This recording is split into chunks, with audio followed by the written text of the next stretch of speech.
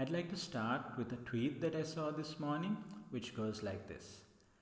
Suddenly reminded of a moment, my dad was in conversation with a teacher friend when I was a kid, like 8, who said that it was a struggle to get kids my age to learn and remember.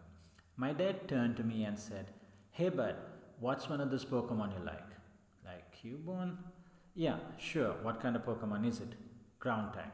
Does it turn into another thing? Yeah, it evolves into Marowak at level 28. Where do you find it? In the tower in Lavender Town. Thanks. Turning back to the friend. There's like 100 of these. 150, I interrupt. 150 of those. And they all know all of that for all of them. And they do that for fun. It really feels like maybe the problem's how we're trying to teach them.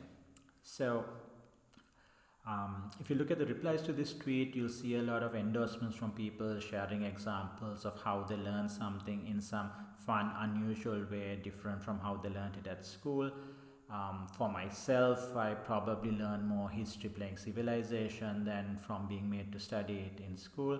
So there definitely is a lot of traction for this idea that learning should be fun, that teaching should be fun.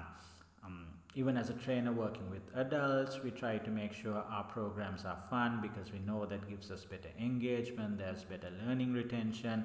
For sure, if there was a choice between a fun training program and a not fun training program, we would choose the fun training program. But okay, I'd like to quote one of the dissenting replies to this where they say, the problem, of course, is that some very important things that children need to learn are not particularly fun. And being able to learn those things as well is a very important skill. This attitude is appealing, but it's not actually a serious approach to education.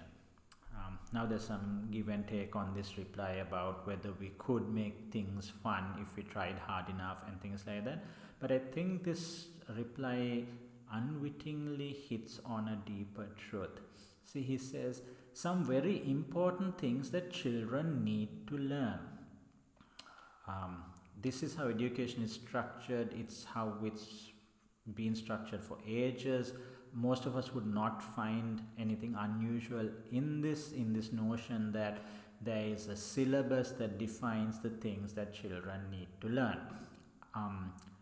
But really, that is the problem, because see, if we said that every child must play Civilization in order to learn history, it would stop being fun. I mean, it was fun for me because somebody introduced it to me. I tried it out a bit. It was enjoyable. I chose to play it. If I was forced to play it, I would probably rebel. If you forced a bunch of kids to play Pokemon so that they could learn whatever, it would stop being fun. So, while I have nothing against this idea of trying to make learning fun, of teaching in fun ways, that doesn't solve the fundamental problem that when you are forcing somebody to learn something, however well intentioned you might be, there is going to be resistance, there is going to be reluctance, because nobody likes to be forced to do things.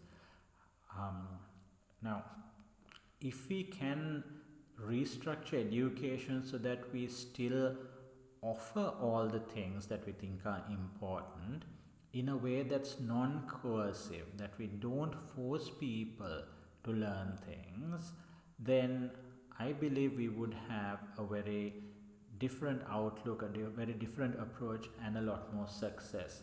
And how this might work in practice is something that I would like to talk more in detail in future videos. But for now, I would be very interested to see what is your take on what I just shared.